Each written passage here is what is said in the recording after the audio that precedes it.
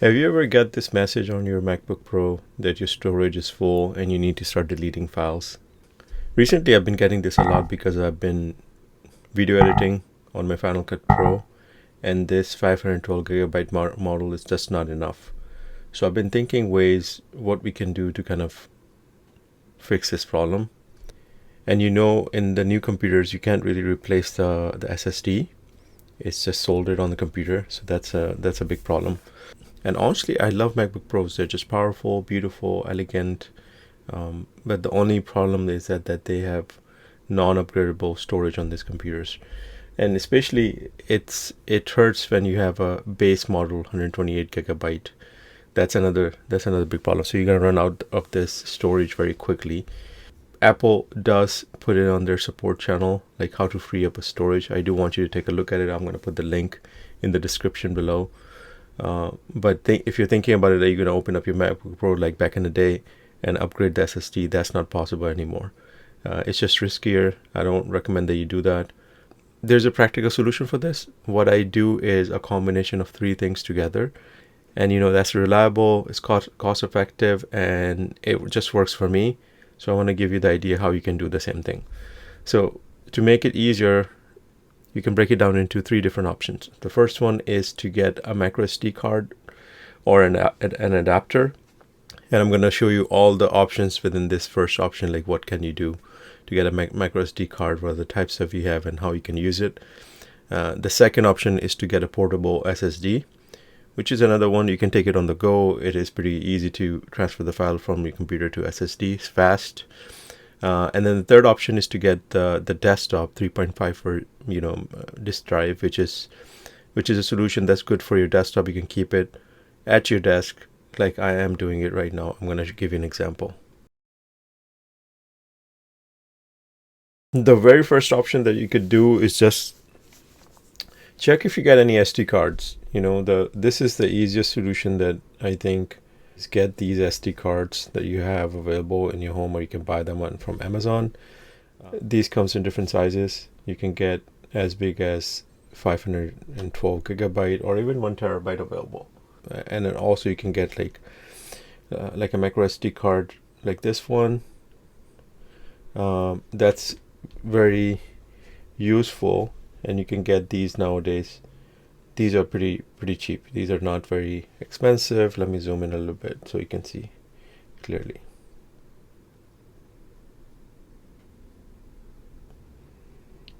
Okay, so you can see these are pretty good that you can get from Amazon, and then you just use a micro SD card.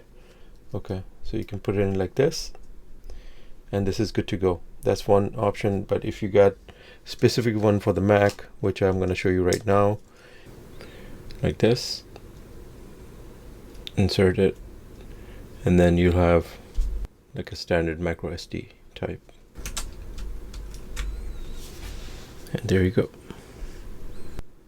Now this was the older SD card that I got years ago for my other MacBook Pro, and this 14-inch MacBook Pro, it's a little bit different, so that's why the card a little bit sticks out, as you can see. But again, it's not bad that you can place this and have a little bit extra storage. I do prefer that it's flush, so it's not that big. So I'm gonna put the link for the other two products that you can get from Amazon that has similar flush, but make sure you check your model for your MacBook Pro. 512 gigabyte, very small drive for practically $15. So it is pretty cheap, and you can get this one from Amazon.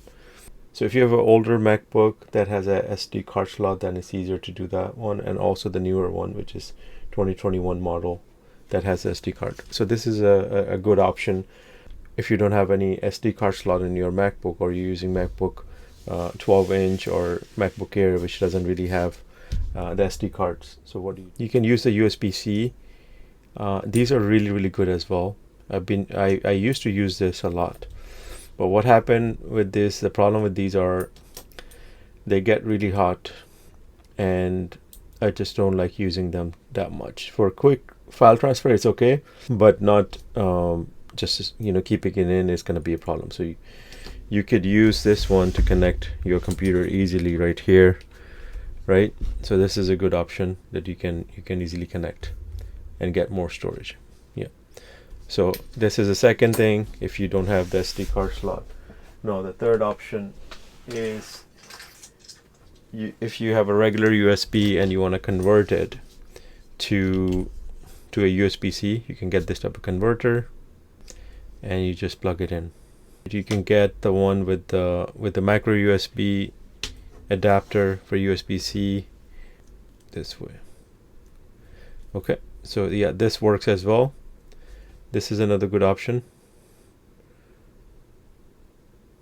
to convert the USB. I've been using this one, is pretty good. And or the adapter, if you don't have the USB-C adapter, then of course you can get the regular one and then use this way as well.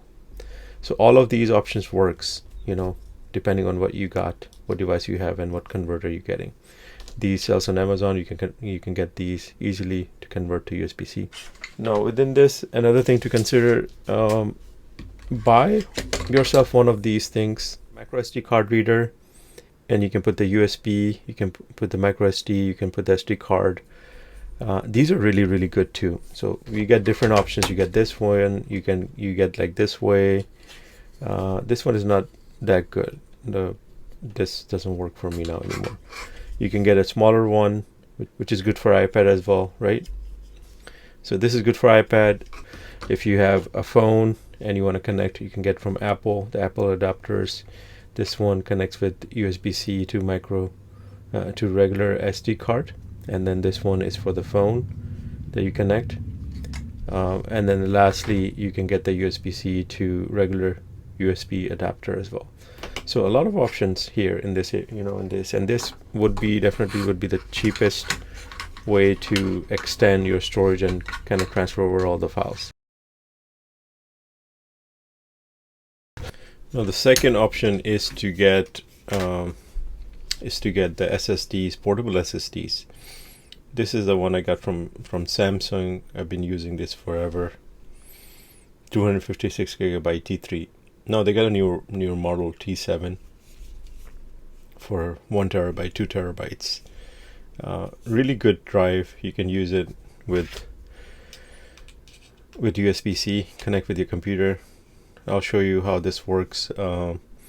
And one of the solutions that I saw on YouTube as well for this one is to connect with this type of adapter, and then you can connect this with your computer like this, and then you have a solution that's connected right here. This is another option that you can put it in like this.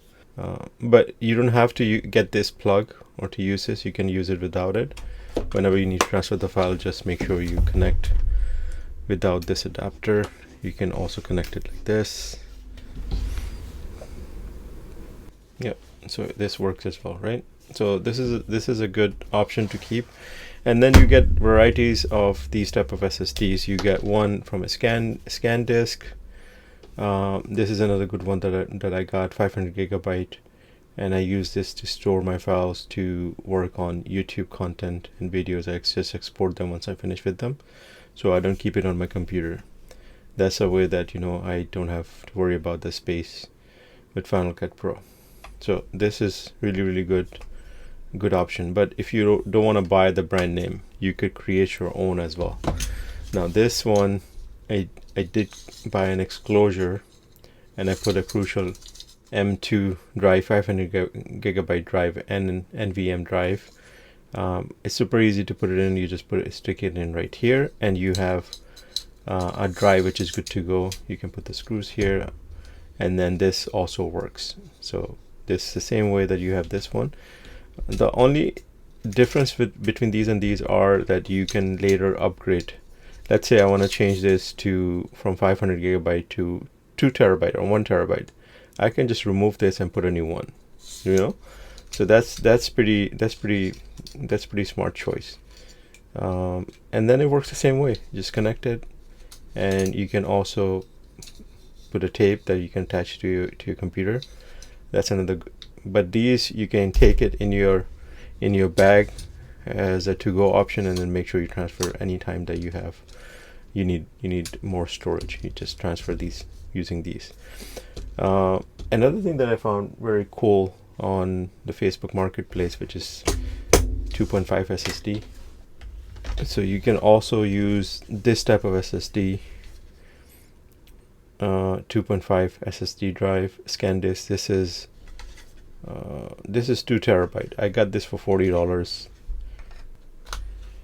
Connects like this. Okay, so you can connect with your USB-C right here, and this gives you 2 terabyte of space.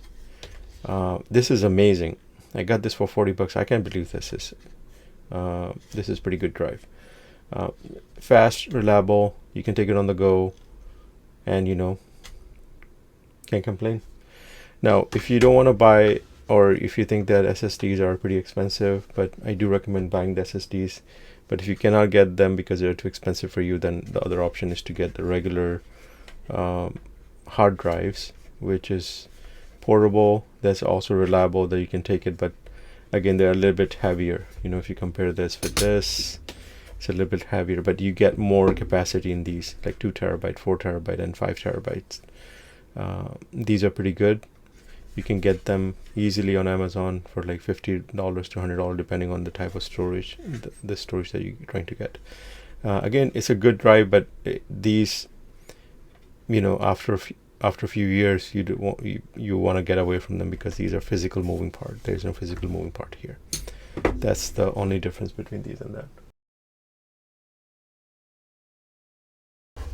The third option, which is the last one, and this is something you're gonna keep this on your desktop, on your desk, wherever you're working mainly. So these are 3.5 inch hard disk drive. These are really big and heavy, and you do need a power to connect with something. So one option is to get something like this, where you can connect your drives like that, and then you can connect with the power and USB, and that should work. You can this is probably going to be the cheapest way to go. If you have a little bit money to spend, then I recommend getting these. I got for $15. That's how cheap they are. So 1 terabyte and 2 terabyte, I can get these for $15 together. These you can definitely use it and export your files and store them at your desk. Just move them. So the final archive version, I usually put it here. I don't really take it on my SSD. I move them from SSDs to here after a month or so. So that way I can just have a clear SSD, really good to go anytime I need. And these are just my backups. So 3 types of backups. Let me know in the comments what do you think about these. And if you are using this, I'm gonna give these 2 away. There's a giveaway. I'm gonna give these 2 away to everyone. I guess just make sure you put a comment, like the video, share the video, and also I'll put the description where you can put your information. So I'll pick someone randomly, and then we'll give these two SD cards away. So free giveaway for you guys. Thank you so much for watching. If there's any questions, leave me in a comment. Any suggestion to improve this, please do let me know how you work. And of course, I didn't talk about the Google Drive and the cloud storage. That's another thing that I'm going to talk about in the next video.